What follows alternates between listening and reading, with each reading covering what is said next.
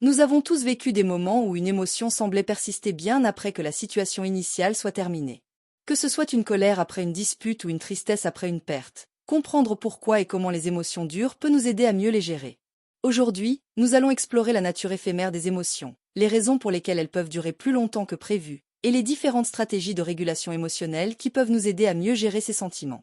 Nous examinerons d'abord les caractéristiques des émotions et leur durée naturelle. Ensuite, nous discuterons des processus cognitifs qui peuvent prolonger les émotions. Enfin, nous nous pencherons sur les méthodes de régulation émotionnelle, telles que la méditation, la pleine conscience et la thérapie cognitivo-comportementale. Les émotions sont des réactions brèves et intenses face à des stimuli internes ou externes. Les émotions jouent un rôle crucial dans notre survie et notre bien-être en tant que réponse adaptative à des événements importants ou menaçants. Elles sont souvent de courte durée et servent à nous préparer à agir rapidement. Par exemple, la peur, qui est une émotion primaire, déclenche une réponse de combat ou fuite lorsque nous faisons face à une menace immédiate. Cette réaction est due à une activation rapide du système nerveux autonome, qui prépare le corps à réagir face à un danger. Cette réponse rapide est essentielle pour notre survie, car elle nous permet de prendre des décisions instantanées, comme fuir devant un prédateur ou se défendre face à une agression. Les émotions telles que la peur, la colère ou la surprise sont conçues pour être transitoires. Elles nous aident à répondre efficacement à des situations spécifiques. Par exemple, une montée d'adrénaline lors d'une situation stressante prépare le corps à une réaction physique, comme une fuite rapide. Une fois que l'événement déclencheur est résolu, l'émotion diminue généralement. Cette nature éphémère est adaptée à des stimuli immédiats et urgents qui nécessitent une réponse rapide. Les émotions primaires comme la peur, la surprise et la colère sont généralement de courte durée, conçues pour inciter à une action immédiate. Les émotions primaires, telles que la peur, la surprise et la colère, sont des réponses émotionnelles fondamentales qui apparaissent en réaction à des stimuli spécifiques.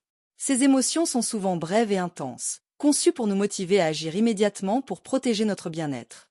Par exemple, la peur face à une menace imminente active une série de changements physiologiques, accélération du rythme cardiaque, augmentation de la vigilance, pour nous permettre de réagir rapidement. La peur se manifeste face à un danger imminent et incite à une réponse rapide, soit en fuyant, soit en se défendant. Elle dure généralement de quelques secondes à quelques minutes, juste assez de temps pour évaluer la menace et réagir. La surprise est déclenchée par un événement inattendu et nous prépare à une réaction rapide pour comprendre et répondre à la nouveauté de la situation.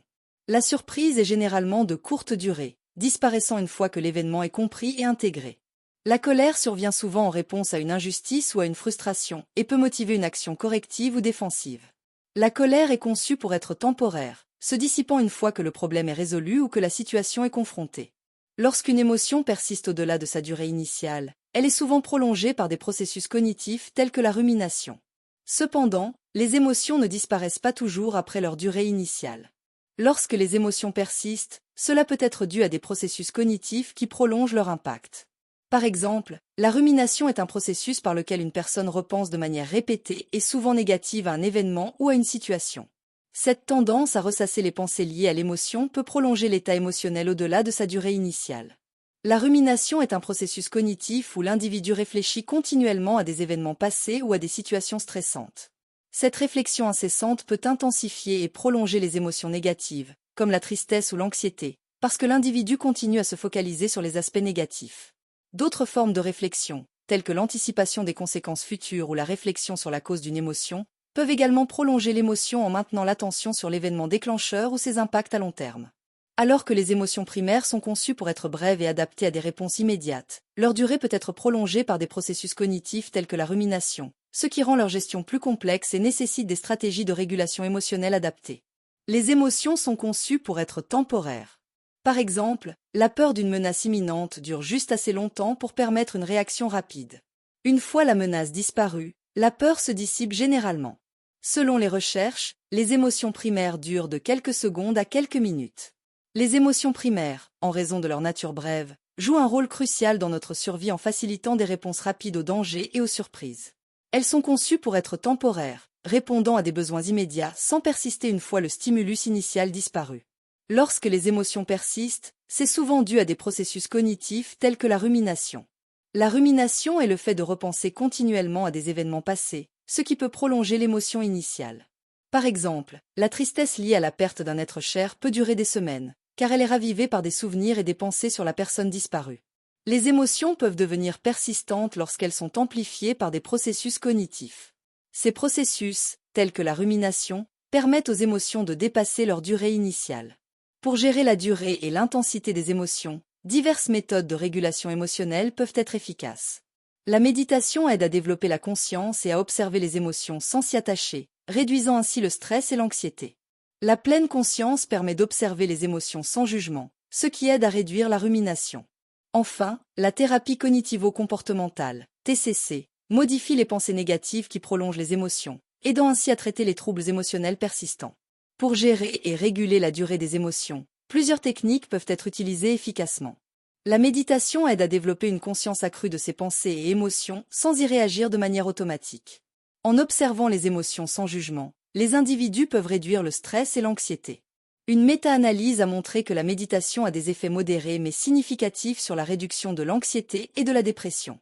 La pleine conscience encourage une attention non critique au moment présent, permettant aux individus d'observer leurs émotions sans les juger ni se laisser emporter par elles. Des études montrent que la pratique de la pleine conscience peut réduire la rumination, un facteur clé dans la prolongation des émotions négatives. La thérapie cognitivo-comportementale, TCC, est une approche thérapeutique qui aide les individus à identifier et à modifier les pensées négatives et les comportements dysfonctionnels. En changeant les schémas de pensée négatifs qui prolongent les émotions, la TCC peut être particulièrement efficace pour traiter les troubles émotionnels persistants, tels que la dépression et l'anxiété. Ces méthodes de régulation émotionnelle offrent des moyens pratiques et éprouvés pour gérer et réduire l'impact des émotions sur notre bien-être. Elles sont essentielles pour traiter non seulement les émotions immédiates, mais aussi celles qui deviennent persistantes à cause de processus cognitifs. Cependant, certains pourraient argumenter que les méthodes de régulation émotionnelle comme la méditation et la TCC sont difficilement accessibles ou nécessitent un engagement à long terme, ce qui peut décourager certaines personnes. Il est vrai que des préoccupations sont soulevées concernant l'accessibilité et l'engagement requis pour des méthodes comme la méditation et la thérapie cognitivo-comportementale, TCC. Voici les points souvent cités comme contre-arguments. La méditation et la TCC peuvent sembler inaccessibles pour certaines personnes en raison des coûts associés aux séances de thérapie ou aux programmes de méditation guidée. Les séances de TCC peuvent nécessiter une couverture d'assurance ou des frais personnels qui peuvent être un obstacle pour certains individus. La méditation, en particulier, peut nécessiter un engagement régulier pour obtenir des bénéfices durables. De même, la TCC implique souvent une série de sessions thérapeutiques qui demandent du temps et de la constance, ce qui peut décourager ceux qui recherchent des solutions plus rapides ou immédiates. Toutefois, des études montrent que même de courtes pratiques de méditation peuvent apporter des bénéfices significatifs. La TCC est également largement disponible et a montré des résultats probants dans la réduction des symptômes de dépression et d'anxiété. De plus, l'accessibilité de ces méthodes s'améliore avec la montée des applications de bien-être et des ressources en ligne, rendant ces techniques plus accessibles au grand public.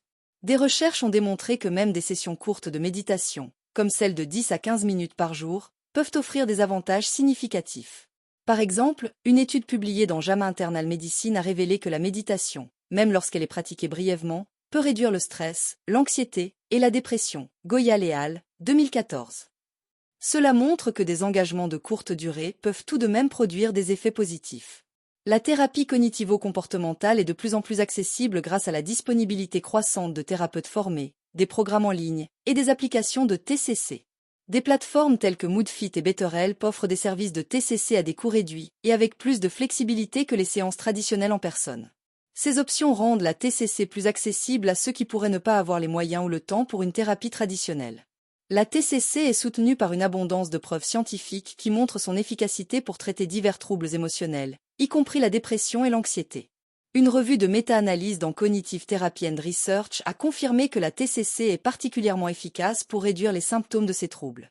La montée des applications de bien-être et des ressources en ligne a grandement amélioré l'accessibilité de techniques de régulation émotionnelle. Par exemple, des applications comme Headspace et Calm fournissent des méditations guidées et des outils de pleine conscience qui sont accessibles à un large public et souvent à faible coût. Ces ressources facilitent l'intégration de la méditation dans la vie quotidienne, même pour ceux qui ont des emplois du temps chargés.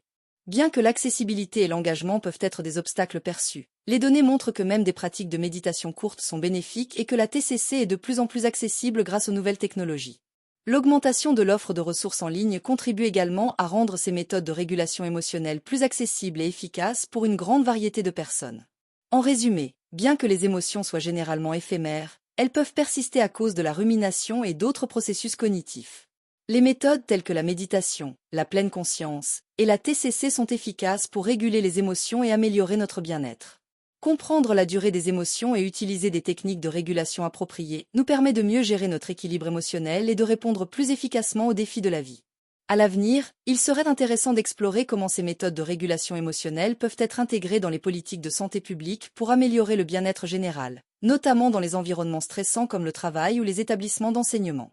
Si cet épisode de podcast vous a été utile, ou si vous avez des expériences ou des techniques de régulation émotionnelle à partager, je vous invite à laisser un commentaire. N'oubliez pas de partager cet épisode avec ceux qui pourraient en bénéficier. Et surtout, abonnez-vous pour ne pas manquer les prochains épisodes. Ensemble, continuons à explorer et à discuter de ce sujet essentiel pour notre bien-être collectif.